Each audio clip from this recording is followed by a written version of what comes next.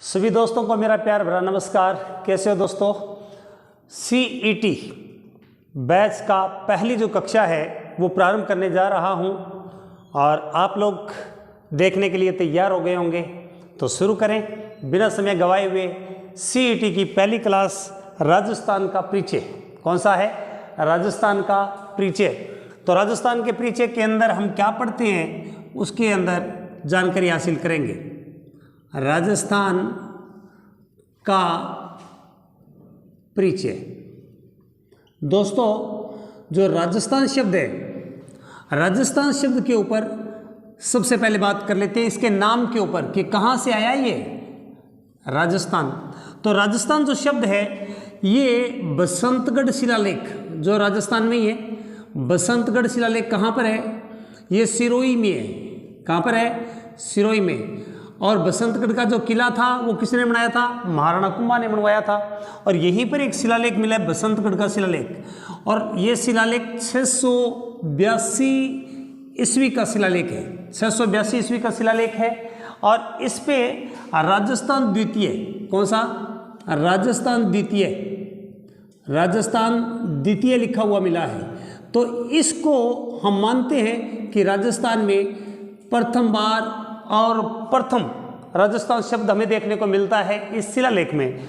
लेकिन यदि प्राचीन ग्रंथों की बात करें, जैसे वेद, कौन सा? ऋग्वेद, वेद 4 हैं ऋग्वेद। और ऋग्वेद में राजस्थान को क्या कहा गया है? ऋग्वेद को राजस्थान को क्या कहा गया है? ब्रह्मव्रत कहा गया है। क्या कहा गया है? ब्रह्मव्रत। ब्रह्मव्रत किसको कहा गया है?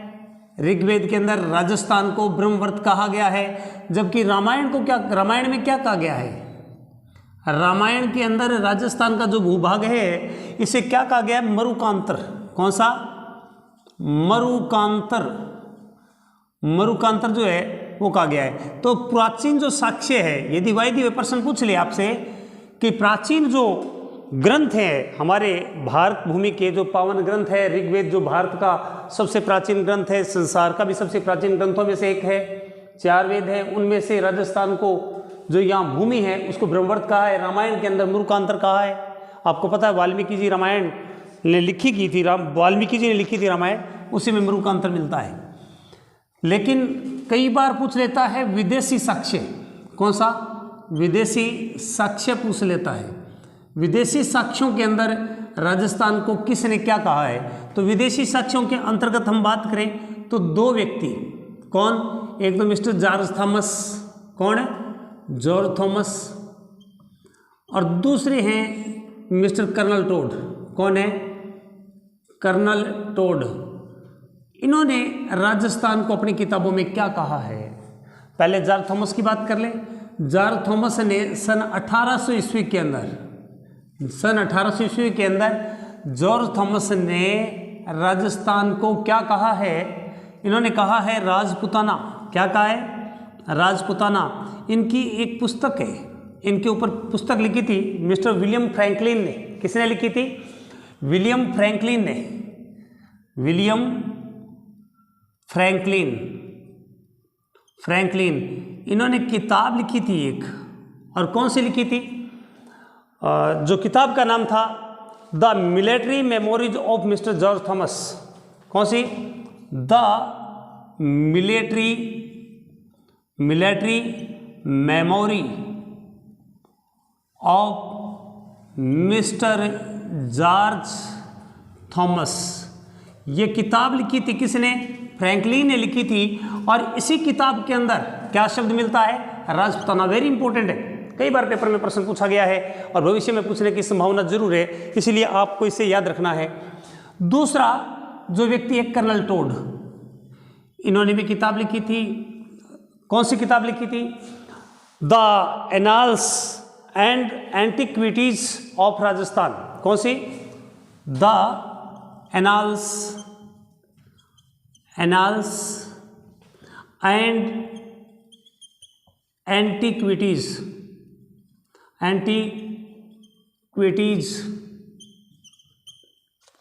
Annals antiquities of Rajasthan. ये किताब लिखी थी इसको व्यवस्थित तरीके से गौरीशंकर हीराचंद ओझा का नाम सुना होगा आपने, गौरीशंकर हीराचंद ओझा, गौरीशंकर हीराचंद ओझा, हीराचंद ओझा, उन्होंने किताब लिखी थी, उसके अंदर पूरी व्यवस्थित चीज़ें आपको प्राप्त होती है। गौरीशंकर हीराचंद ओझा ने इसी किताब को the annals and antiquities of Rajasthan, ये किताब किसकी है? कर्नल टोड की किताब है। आपको जानकारी के लिए बता दूं, उदयपुर की 1818 से लेकर 1821 के अंदर उदयपुर के अंदर ये एजीजी के पद के ऊपर रहे थे। आपने नाम सुना होगा, पॉलिटिकल एजेंट, ये पॉलिटिकल एजेंट रहे थे और इनका राजस्थान के इतिहास में बड़ी रुचि थी। इसीलिए राजस्थान की जो सूरमाई थी, राजस्थान की जो कार्य करने की शैली थी, इससे प्रभावित होकर इन्होंने राजस्थान के ऊपर इतिहास लिखने की कवायद ठान ली अपने दिल के अंदर। इसीलिए घोड़े पर बैठ के पूरे राजस्थान के अंदर घूमे, ये पूरे राजस्थान के अंदर जो राजपूताना का भाग है वहाँ पर घोड़े पर बैठ के, इसीलिए इनको घोड़े वाला बाबा भी कहते हैं, राजस्थान के इतिहास का पिता भी कहते हैं। और जो ये किताब है इसका एक और नाम भी है, the central and western Rajput state of India. कौन सी? The central and western Rajput state of India, इन्हीं की किताब है उसके अंदर। तो इनकी किताब में राजस्थान शब्द मिलता है। कौन सा मिलता है? राजस्थान शब्द मिलता है। राजस्थान को इन्होंने क्या नाम दिया है? रायथान। रायथान, रायथान, कई जगह पर रायथान मिला है, कई स्थान पर राजस्थान मिला है। इन्होंने ये जो किताब लिखी 1818 से 1821 के बीच के अंदर लिखी थी, ये चीज़ लिखी थी। तो यदि आपको पूछ ले कभी भी राजस्थान शब्द किसने दिया, तो राजस्थान शब्द किसने दिया? कर्नल जेम्स टोड ने। ये विदेशी थे। कौन थे? विदेशी थे, इंग्लैंड के रहने वाले थे, राजस्थान इतिहास के पिता है। तो कई बार यहाँ पर पेपर में प्रश्न पूछा है। तो दो तो आपको बता दी गई है विदेशी विवरण, उसके बाद के अंदर आपको बसंतगढ़ शिलालेख के बारे में बता दिया गया है। प्राचीन जो साक्ष्य है ऋग्वेद का, रामायण का, यहाँ पर बता दिया गया है। अब इसके अलावा राजस्थानी साहित्य, कौन सा? राजस्थान के जो साहित्य है, कौन कौन सी किताब है? एक तो मुहनोत नैणसीरी ख्यात। कौन सी? मुहनोत नैणसीरी ख्यात। ये किताब किसने लिखी? मुहनोत नैणसी ने लिखी। किसने? मुहनोत नैणसी ने लिखी। नैणसी। इस किताब में भी राजस्थान शब्द का प्रयोग हुआ है। एक किताब है राजरूपक। कौन सी? राजरूपक। ये है वीरभान की लिखी हुई। किसकी? वीरभान की लिखी हुई है। इस किताब में भी यही बात मिलती है, राजस्थान शब्द मिलता है। तो यदि आपसे प्रश्न पूछ ले, प्राचीन साक्ष्य पूछ ले, तो दोस्तों क्या नाम देना है आपने? ऋग्वेद और रामायण। इनमें क्या कहा गया? ब्रह्मवर्त ऋग्वेद में, रामायण में मरुकांतर कहा है। विदेशी साक्ष्य पूछ ले तो दो चीज, कौन कौन सी? एक तो जॉर्ज थॉमस की किताब, और किसकी है? कर्नल टोड की किताब। किसकी है? कर्नल टोड की किताब। जॉर्ज थॉमस की जो किताब है उसमें क्या मिलता है? उसके अंदर मिलता है राजपूताना। और यहाँ पर कर्नल टोड है, उनकी किताब में क्या मिलता है? राजस्थान शब्द मिलता है। और सबसे पहले राजस्थान शब्द किस में मिलता है? राजस्थान द्वितीय। कौन सा है? राजस्थान द्वितीय शब्द मिलता है 682 में बसंतगढ़ के शिलालेख में। और राजस्थानी साहित्य कौन कौन से? मुहनोत नैणसीरी ख्यात। आपको बता दूं जसवंत सिंह के दरबार के कवि थे ये, और इन्हीं की किताब के अंदर राजस्थान शब्द मिलता है। एक राजरूपक जो किताब है वीरभान की, इनकी किताब के अंदर भी, इनकी किताब में भी क्या मिलता है? राजस्थान शब्द मिलता है।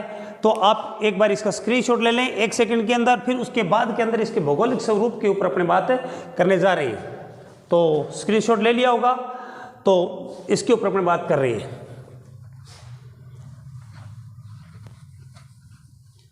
तो दोस्तों अब बात करते हैं राजस्थान के भौगोलिक स्वरूप पे, अर्थ के ऊपर, इसके नाम के ऊपर बात की पहले, सबसे पहले कि जो राजस्थान शब्द है वो कहाँ से आया, इसके नाम के ऊपर अपने बात की।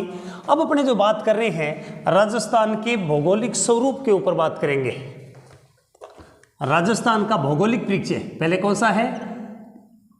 राजस्थान का भौगोलिक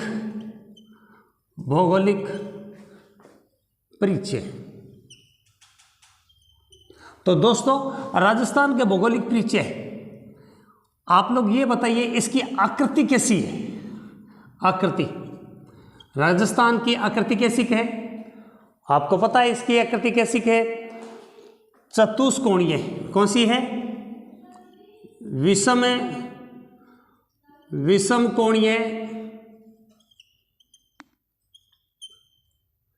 कोणीय चतुर्भुज।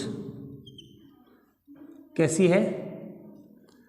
इसकी जो आकृति है वो विषम कोणीय चतुर्भुज है। कैसी आकृति है? विषम कोणीय चतुर्भुज। और कई बार पूछ लेते हैं ये विषम कोणीय चतुर्भुज किसने कहा? इसको कहने वाला विद्वान था टी.एच. हेडले। कौन थे? टी.एच. हेडले। इन्होंने इसको विषम कोणीय चतुर्भुज कहा है। पहली बात होगी राजस्थान का भौगोलिक, इसकी आकृति ऐसी है। दूसरी बात, जो राजस्थान है विषम कोणीय चतुर्भुज, यहां पर इस विषम कोणीय चतुर्भुज है, इसको विश्व परिदृश्य पर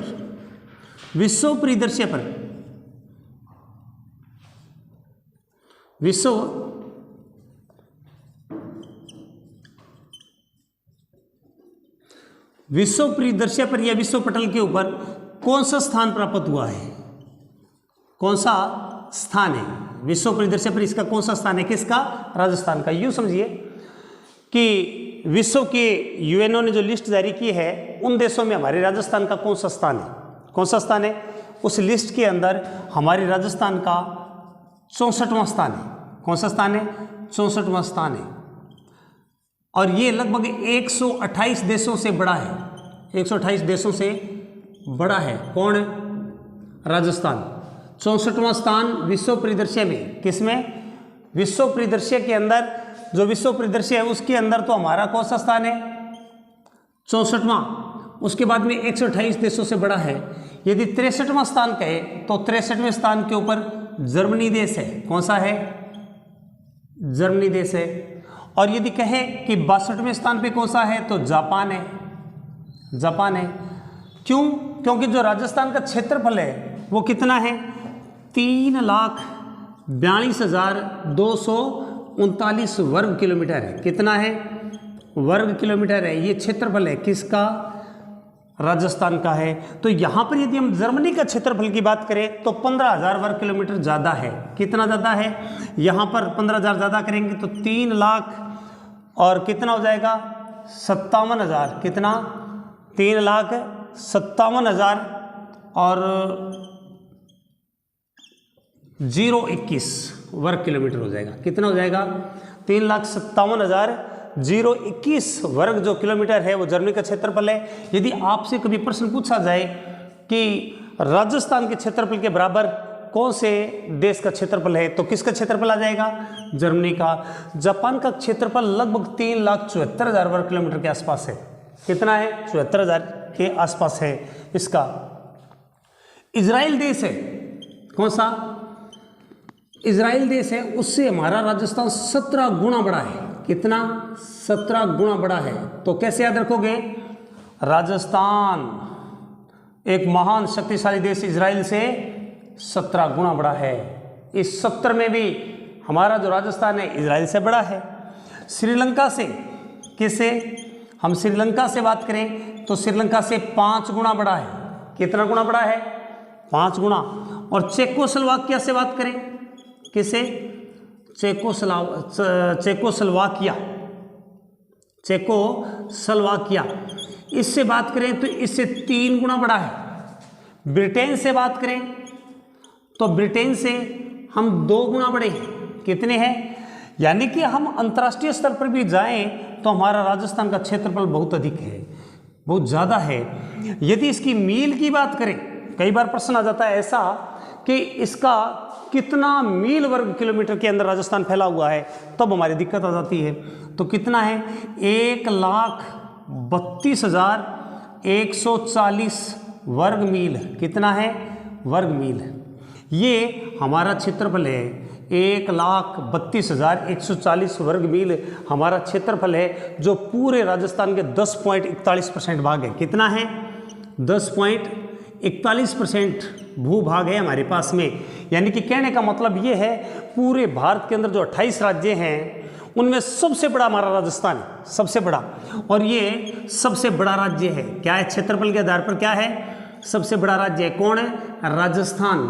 और ये बना कब, कई बार प्रश्न ये भी पूछ लेता है कि राजस्थान पूरे भारत का सबसे बड़ा राज्य कब बना, तो 1 नवंबर सन 2000 में। कब बना, 1 नवंबर सन 2000 के अंदर राजस्थान है पूरे भारत का सबसे बड़ा राज्य बना। सबसे बड़ा राज्य कब बना, पूरे भारत का 1 नवंबर 2000 को। क्यों बना, उससे पहले कौन था, उससे पहले जो मध्य प्रदेश है वो सबसे बड़ा राज्य था, लेकिन मध्य प्रदेश से छत्तीसगढ़ जो है वो अलग हो गया। अलग होने के कारण वो तो दूसरा बड़ा राज्य हो गया और हम सबसे बड़े राज्य हो गए।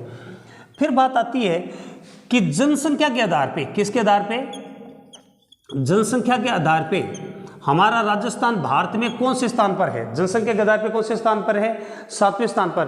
और यहाँ पर टोटल भारत की कितनी जनसंख्या पाई जाती है, 5.67%। कितनी, तो कौन सा स्थान है, 7वां।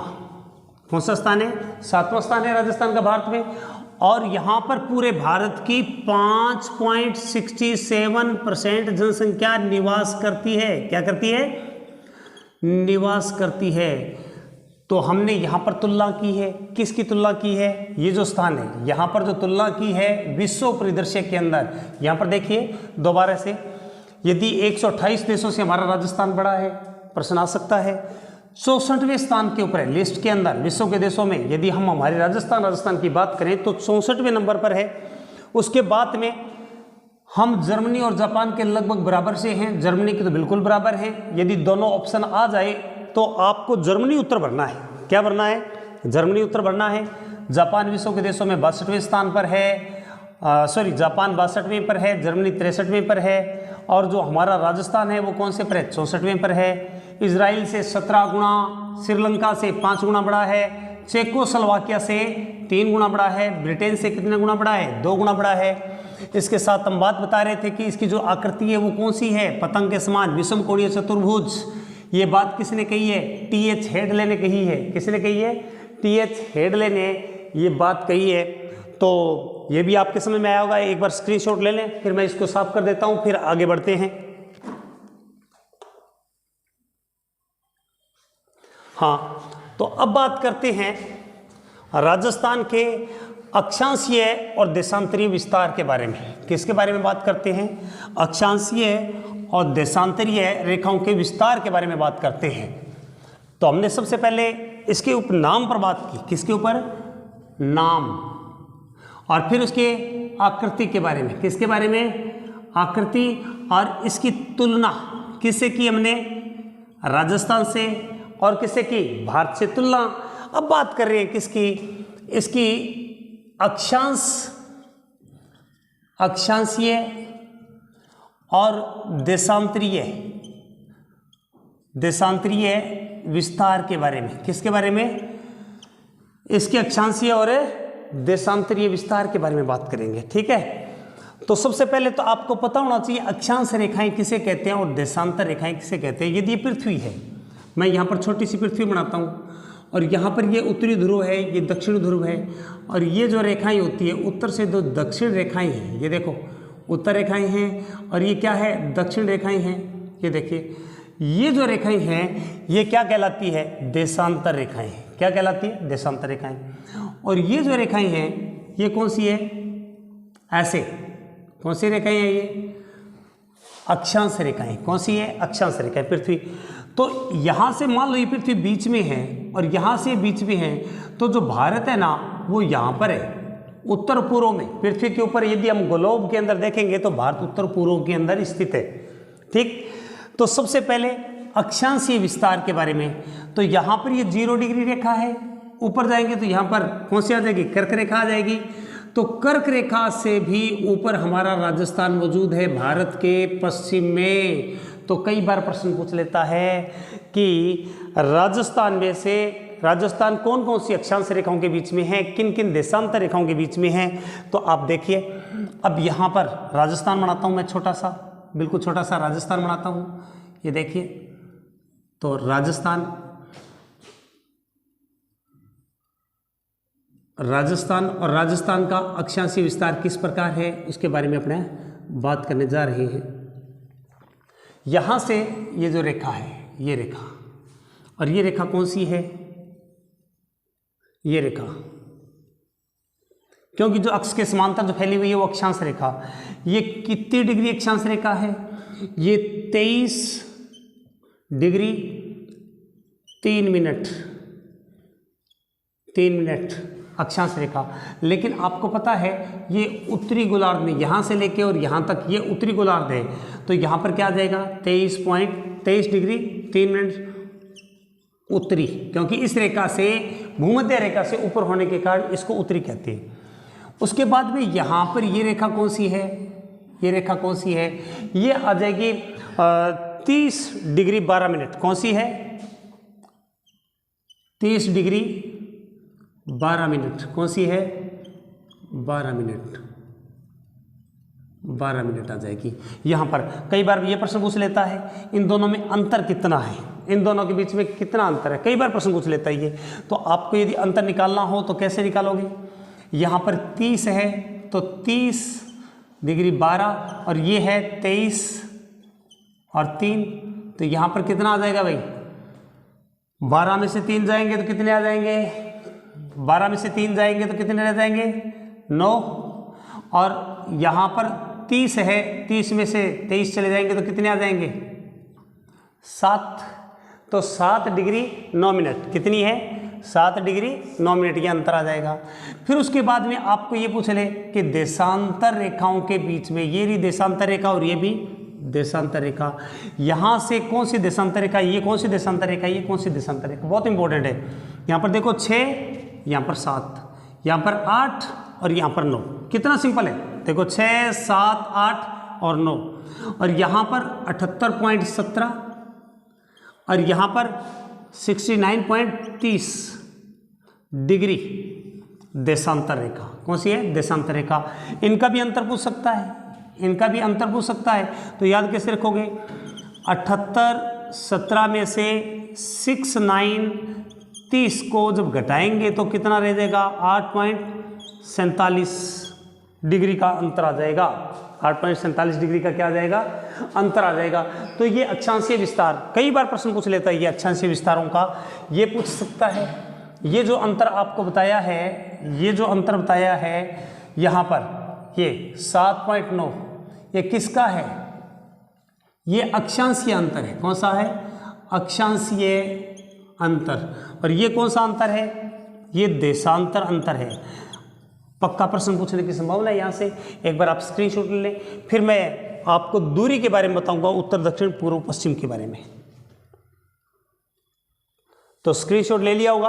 अब अपने बात करते हैं इसके राजस्थान के जो दूरी है और कौन कौन से उत्तर दक्षिण पूर्व पश्चिम के अंदर कौन से गांव स्थित है। यहाँ पर देखिए, दोबारा से फिर अपने छोटा सा एक नक्शा बनाते हैं राजस्थान का, और इस नक्शे के अंदर ही आपको ज़्यादा समझ में आएगा। प्रत्येक आदमी को मैप के आधार पर पढ़ना भी चाहिए और मैप के आधार पे आसानी से उसके याद हो जाता है।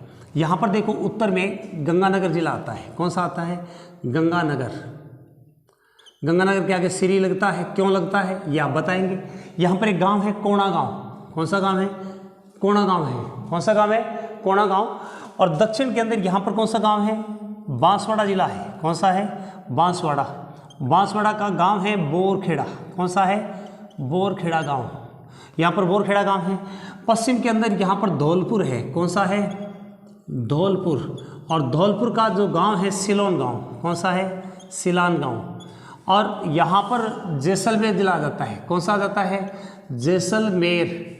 जैसलमेर का गांव आ जाता है कटरा गांव। कौन सा गांव है, कटरा गांव। उत्तर दक्षिण पूर्व पश्चिम। अब इसको याद कैसे रखें, कोणा गांव को यहाँ स्थानीय भाषा में कोठा गांव भी कहते हैं। तो कॉमन सी बात है, गंगानगर वाले कोण लगाते हैं, से 90 डिग्री एंगल का क्या लगाते हैं, कोण। तो यहाँ पर देखो कोण लगाया, यहाँ पर ये लगा लिया कोण। यहाँ पर देखो बोर। बोर जो खेत के अंदर कुएं ट्यूबवेल लगाते हैं उसको बोर ही बोलते हैं। तो यहाँ पर देखो गंगानगर का कोणा गांव। और दक्षिण का कौन सा है, बांस का जो डंडा होता है बिल्कुल बोर की तरह सीधा होता है। धौलपुर में सिलोन गांव है। धौले आदमी कपड़े सिला के पहनते हैं। क्या पहनते हैं? कपड़े सिला के पहनते हैं। यहाँ पर जो जैसलमेर है, यहाँ पर कौन सा गांव है? कटरा गांव। आप जैसे लोग कटोरे भर भर के दाल पीते हैं। क्या पीते हैं? कटोरे भर भर के दाल पीते हैं। फिर कई बार इसकी दूरी भी पूछ लेता है। उत्तर से दक्षिण जो दूरी है, उत्तर से दक्षिण दूरी है वो कम है तुलना के पूर्व से पश्चिम। तो जो उत्तर से दक्षिण दूरी है वो 826 किलोमीटर है। कितनी है? 826 किलोमीटर है। पूर्व से पश्चिम जो दूरी है वो कितनी है? 869 किलोमीटर, 869। और दोनों का जो अंतर है वो कितना है? घटा लो। 869 में से यदि 826 घटाएंगे तो 43 किलोमीटर। कितना? 43 किलोमीटर हो सकता है उत्तरी दक्षिण। आपको घर पे बैठ के ये दूरी भी निकालनी चाहिए। ये दूरी विकिरण दूरी है, ये दूरी भी निकालनी चाहिए। वो आगे जब टॉपिक आएगा तो इसमें बताऊंगा मैं आपको कि उत्तर से ये दूरी, यानी कि उत्तर पूर्व से दक्षिण पश्चिम। उसके बाद में ये दूरी भी पूछ सकता है आपसे, उत्तर पश्चिम से दक्षिण पश्चिम। ये आगे आएगा पॉइंट, और आगे आएगा तो उसके अंदर मैं और दूरी बताऊंगा। विकिरण दूरी भी पूछेगा, कई बार पूछ लेता है कि यहाँ से लेके ये दूरी। लेकिन एक बार आपको ये उत्तर से दक्षिण पूर्व से पश्चिम जो दूरी है इसको याद रखना है। क्या रखना है? इसको याद रखना है। तो उम्मीद करूँ कि ये भी आपको समझ में आया होगा दूरी। अब मैं इसकी सीमाओं के एक बार इसका स्क्रीनशॉट ले लें, फिर मैं इसकी सीमाएं समझा रहा हूँ। कितने किलोमीटर कितनी लग रही है, इसकी सीमाओं के बारे में बता रहा हूँ।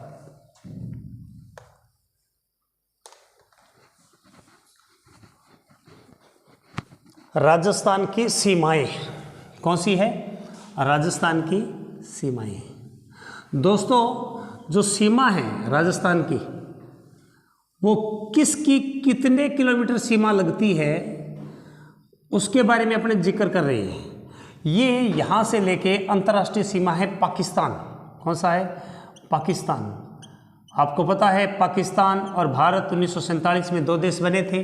भारत और पाकिस्तान के बीच के अंदर जो सीमा बनी इसको क्या बोलते हैं? रेड क्लिफ रेखा बोलते हैं। क्या बोलते हैं? रेड क्लिफ रेखा बोलते हैं। इस रेखा को बोलते हैं। यहाँ पर 4 जिले हैं और 1070 किलोमीटर। कितना? 1070 किलोमीटर। कौन सी है? 1070 किलोमीटर भारत और पाकिस्तान की सीमा लगती है। कितनी लगती है? 1070 किलोमीटर। इसके अलावा कितनी है? यहाँ से लेके यदि घूम के आए बाड़मेर तक, गंगानगर से घूम के आए तो 1070, और बाकी जो सीमा है वो कितनी है? 4850 किलोमीटर। दोनों जोड़ दें तो कितनी बन जाएगी? 5920 किलोमीटर। कितनी बन जाएगी? 5920 किलोमीटर। तो टोटल जो राजस्थान की सीमा पर एक आदमी घूमेगा तो कितनी सीमा हो जाएगी? 1020 किलोमीटर। इसके अलावा इसकी बजटीय सीमा 1032 से ज़्यादा महत्व है नहीं। बजटीय सीमा 1032 किलोमीटर है। अब उसके बाद के अंदर यदि अलग अलग राज्यों की बात करें, यहाँ से लेके और यहाँ तक पंजाब है। कौन सा है? पंजाब। मैं इनको अलग लिखता जाऊँगा। यहाँ पर पंजाब, ठीक। उसके बाद में यहाँ से लेके और यहाँ तक कौन सा राज्य है? ये हरियाणा है। कौन सा है? हरियाणा। यहाँ पर हरियाणा। उसके बाद के अंदर यूपी। ये कौन सा है? यूपी। तो यहाँ पर कौन सा है? यूपी। उसके बाद में यहाँ से लेके ये कौन सा है? एमपी। तो यहाँ पर भी मैं एमपी लिख देता हूँ। कौन सा है? एमपी। और फिर उसके बाद में यहाँ से लेके ये कौन सा है? गुजरात। तो यहाँ पर भी जी लगा देता हूँ। क्या लगा देता हूँ? जी। मैंने क्यों बनाया है? ताकि आपको किलोमीटर की तुलना कर सको, यहाँ पर किलोमीटरों की तुलना कर सको। क्योंकि पंजाब से जो सीमा लगती है वो हमारी कितनी लगती है? 89 किलोमीटर। कितनी लगती है? सिर्फ 89 किलोमीटर सीमा लगती है। उसके बाद में हरियाणा से सीमा कितनी लगती है हमारी? कोई भी बताए?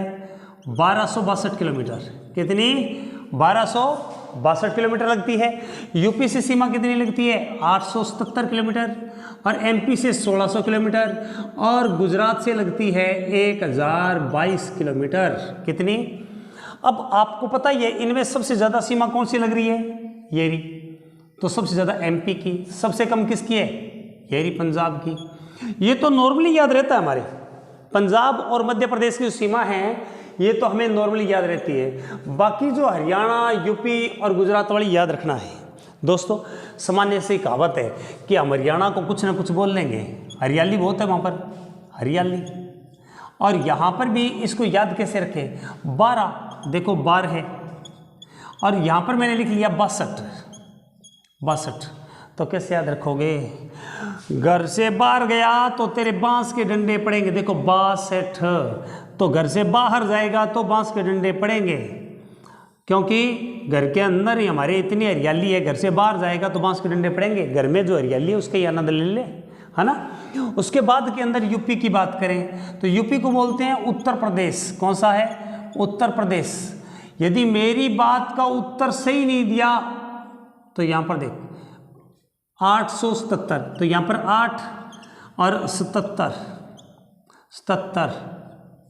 कैसे याद रखोगे, 70 पर 70, यूपी। मेरी बात का उत्तर दे दे, ऐसे 70 पर 70 ना मार, अठे बैठ के, क्योंकि यहाँ पर बागड़ी भाषा के अंदर अठे का मतलब यहाँ अठे बैठ के, ज़्यादा 70 पर 70 मत मार, मेरी बात का सही उत्तर दे दे।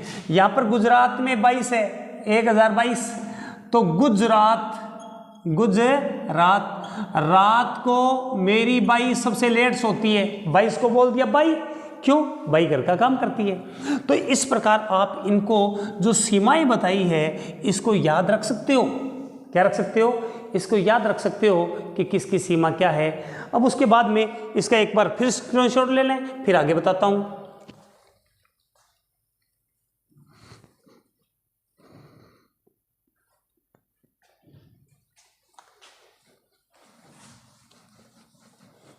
तो दोस्तों आज हमने क्या क्या पढ़ा ये देखते हैं। हमने सबसे पहले क्या पढ़ा, सबसे पहले हमने पढ़ा राजस्थान शब्द का अर्थ पढ़ा। क्या पढ़ा, सबसे पहले क्या पढ़ा, अर्थ पढ़ा। उसके बाद में इसका जो अर्थ, राजस्थान कहाँ से आया, इसके नाम का विस्तार, कौन सा, नाम का जो विवरण है उसके बारे में। उसके बाद में इसकी आकृति के बारे में, फिर उसके बाद में इसकी तुलना पढ़ी। क्या पढ़ी हमने अन्य राजस्थान से भी, भारत से तुलना पढ़ी, और किससे तुलना पढ़ी, विश्व से।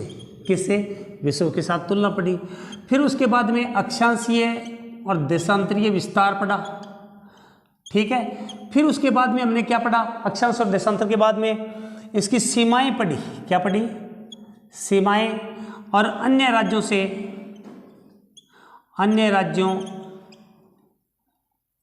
से दूरी कितनी लगती है उसके बारे में पढ़ा। उसके बाद में हमने और क्या पढ़ा, इसके बारे में और क्या पढ़ा, इसके बारे में पाकिस्तान से अंतर्राष्ट्रीय सीमा के बारे में पढ़ा। तो अब मैं थोड़ा सा और बता देता हूँ इसका, इस वीडियो में थोड़ा सा, कि इसके अंदर हमारा जो पाकिस्तान है उससे कितना किलोमीटर की जो सीमा है वो बनती है, और कौन कौन से राज्य बनते हैं। ये देखो यहाँ पर पाकिस्तान है, ये मान लो आप पाकिस्तान है, यहाँ ये जो सीमा पाकिस्तान की है। जो पाकिस्तान के अंदर इस साइड के अंदर पंजाब प्रांत है, कौन सा है, पाकिस्तान का। यहाँ पर सिंध प्रांत है, कौन सा है, सिंध प्रांत है। पाकिस्तान के पंजाब प्रांत की जो सीमा है, पंजाब के 3 जिलों की सीमा लगती है। कितने जिलों की सीमा लगती है, 3, और सिंध के 6 जिलों की सीमा लगती है। कितनी लगती है, पंजाब के 3 और सिंध के 6 जिलों की सीमा लगती है। किससे, हमारे राजस्थान से लगती है। फिर उसके बाद में जो पंजाब, हमारे वाले पंजाब से भी 2 जिलों की सीमा लगती है, बाकी ऐसे हरियाणा के जिलों से सीमा लगती है। फिर उसके बाद में यूपी के जिलों से सीमा लगती है, ये यूपी के जिलों से सीमा लगती है। फिर एमपी के जिलों से सीमा लगती है, और फिर गुजरात के जिलों से सीमा लगती है। और कितना किलोमीटर लगती है ये तो हमने बता दिया आपको, लेकिन किन किन जिलों की सीमा लगती है इसके बारे में हम आपको बताएंगे। क्या बताएंगे। तो ये जो वीडियो है इसको सारे जने दिल खोल के देखें और अपने दोस्तों को भी बताएं, और उम्मीद करता हूं कि आपको पसंद भी आएगी। लेकिन CET जो भी मैं सिलेबस करवाऊंगा, CET को आसानी से आप क्रैक कर सकते हैं। लगातार सारी जो 40 दिन के अंदर लगातार वीडियो आएंगे आपको।